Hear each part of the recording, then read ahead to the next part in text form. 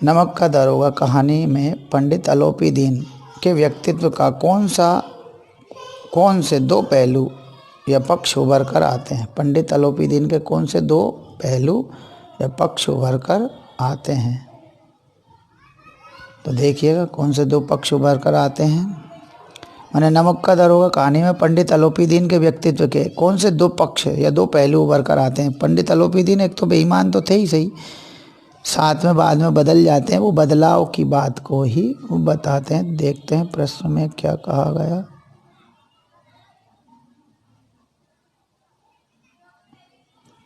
देखिए पहला पक्ष देखिए, नमक का दरोगा कहानी का दूसरा मुख्य पात्र है पंडित अलोपीदीन। उनके व्यक्तित्व के दो पहलू उभर कर आते हैं। पहला, लक्ष्मी की अखंड शक्ति पर विश्वास।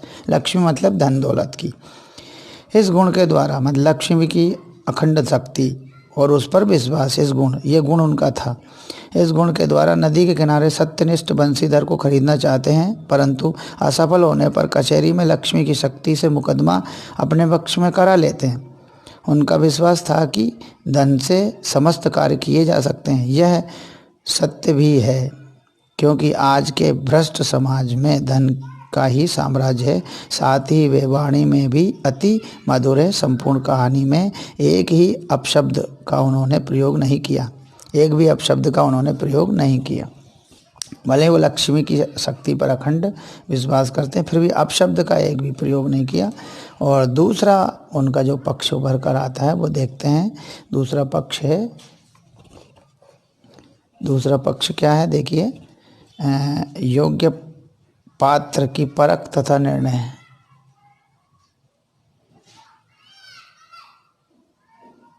योग्य पात्र की परख तथा निर्णय।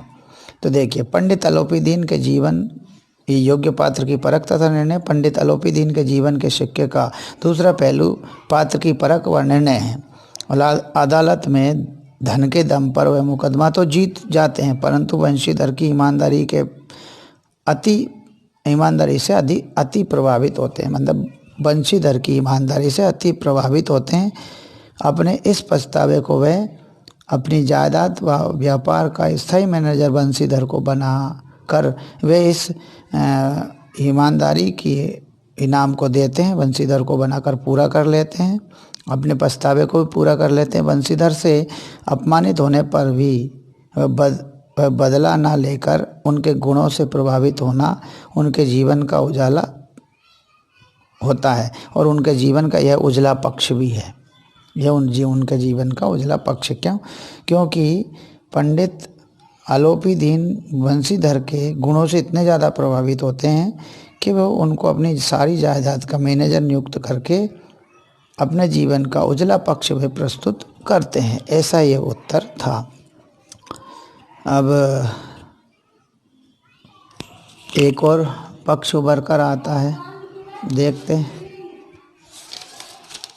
और भी प्रश्न उत्तर हैं, देखते हैं। एक प्रश्न, बड़ा प्रश्न है, वो देखिए यहाँ पर है बड़ा प्रश्न, इसको भी पढ़िएगा। कहानी के लगभग सभी पात्र समाज की किसी न किसी सच्चाई को उजागर करते हैं। निम्नलिखित पात्रों के संदर्भ में पाठ के उस अंश को उद्धृत करते हुए बताइए कि समाज की किस सच्चाई को उजागर करते हैं। मुंशी, वृद्ध मुंशी, वकील, शहर की भीड़। 3 लोगों के बारे में कहा कि इन तीनों के बारे में बताइए। तो एक तो वृद्ध मुंशी, बंशीधर के पिता, और एक वकील जो कि किसका केस लड़ रहा था, पंडित अलोपीदीन का, और शहर की भीड़। इन तीनों के बारे में हमें बताना है। चलिए अब चलते हैं। पहले वृद्ध मुंशी के पक्ष में देखते हैं क्या बात बताई गई है। चलिए देखते हैं। वृद्ध मुंशी बंशीधर के वृद्ध पिता एक अनुभवी तथा लालची व्यक्ति थे। वे जो स्वयं तो जीवन में कुछ न कर सके, परंतु पुत्र से रिश्वत लेने और भ्रष्ट तरीके से धन कमाने के लिए कहते हैं। इस प्रकार वे समाज में व्याप्त भ्रष्ट चरित्र का प्रतीक बनते हैं। कौन? बंशीधर के पिता वृद्ध मुंशी। नौकरी में ओहदे की ओर ध्यान मत देना, ये उन्होंने कहा अपने पुत्र से, बंशीधर से कहा था कि नौकरी में ओहदे यानी पद की और पोस्ट की ओर ध्यान मत देना, यह तो पीर का मजार है। ऐसा काम ढूंढना जहाँ कुछ ऊपरी आमदनी हो, माने रिश्वत मिलती हो। मासिक वेतन तो पूर्णमासी का चांद है जो एक दिन खत्म हो ही जाएगा। वेतन मनुष्य देता है, इसी से उसमें वृद्धि नहीं होती। ऊपरी आमदनी ईश्वर देता है। गरज वाले व्यक्ति के साथ कठोरता करने में लाभ ही लाभ है। इन बातों को निगाह में बांध ले, यह मेरी जन्म भर की कमाई है। तो वो भ्रष्ट आचरण उनको सिखाने की कोशिश करते हैं। वकील क्या करता है, देखिए वकील के बारे में। वकील एक ऐसा शब्द या पात्र है जो शब्दों के माया जाल में न्याय को फंसा कर निर्णय अपने पक्ष में करा लेता है। वकील एक ऐसा पात्र है जो शब्दों के माया जाल में न्याय को फंसा कर निर्णय अपने पक्ष में ले लेता है। वह पक्ष चाहे सत्य हो या असत्य हो। नमक का दारोगा कहानी में भी धन के लोभी वकील हैं जिन्होंने सत्य की ओर से आंख मूंद कर असत्य को विजयी बना दिया। प्रमाण देखिए, वकीलों ने फैसला सुना और उछल पड़े। उदारता का सागर उमड़ पड़ा। उसकी लहरों ने अदालत की नींव तक हिला दी। डिप्टी मजिस्ट्रेट ने अपनी तजवीज़ में लिखा, पंडित अलोपीदीन के विरुद्ध दिए गए प्रमाण निर्मूल और भ्रामक हैं, लेकिन यह बड़े खेद की बात है कि उसकी उद्दंडता के कारण एक भले मानुष को कष्ट झेलना पड़ा। नमक हलाली ने उसके विवेक और बुद्धि को भ्रष्ट कर दिया। भविष्य में उसे होशियार रहना चाहिए। किसको? पंडित बंशीधर को या मुंशी बंशीधर को। चलिए, शहर की भीड़, अब ये क्या कहती है? शहर की भीड़ तो इस प्रतीक्षा में रहती है कि कब सड़क पर हंगामा हो और भीड़ आनंद ले। वे सब तमाशगीर होते हैं, तमाशगीर बन जाते हैं, तमाशा देखने वाले होते हैं। सत्य से उनका कोई रिश्ता नहीं रहता, जो मन में आया बोलते चले जाते हैं। दुनिया सोती थी पर दुनिया की जीभ जागती थी। सवेरे देखिए तो बालक वृद्ध सबके मुंह से यही बात सुनाई देती थी। निंदा की बौछारें हो रही थी, मानो संसार से अब पापी का पाप कट गया। सारे शहर में हलचल मच गई। मेलों में कदाचित आंखें इतनी व्यग्र ना होती होंगी। भीड़ के मारे छत और दीवार में कोई भेद ना रहा। इस तरह से ये तो भीड़ के बारे में बताया। फिर आगे भी एक प्रश्न है, नौकरी में ओहदे की ओर ध्यान मत देना, यह तो पीर की मजार है। निगाह चढ़ावे और चादर पर रखनी चाहिए। ये किसने कहा? मुंशी बंशीधर के वृद्ध पिता ने। नौकरी में ओहदे की ओर ध्यान मत देना, यह तो पीर का मजार है। निगाह चढ़ावे और चादर पर रखनी चाहिए। ऐसा काम ढूंढना जहाँ कुछ ऊपरी आय हो। मासिक वेतन तो पूर्णमासी का चांद है जो एक दिन दिखाई देता है और घटते घटते लुप्त हो जाता है। ऊपरी आय बहता हुआ स्रोत है जिससे सदैव प्यास बुझती है। वेतन मनुष्य देता है, इसी से उसमें वृद्धि नहीं होती। ऊपरी आमदनी ईश्वर देता है, इसी से उसकी बरकत होती है। तुम स्वयं बुद्धिमान हो, तुम्हें क्या समझाऊं?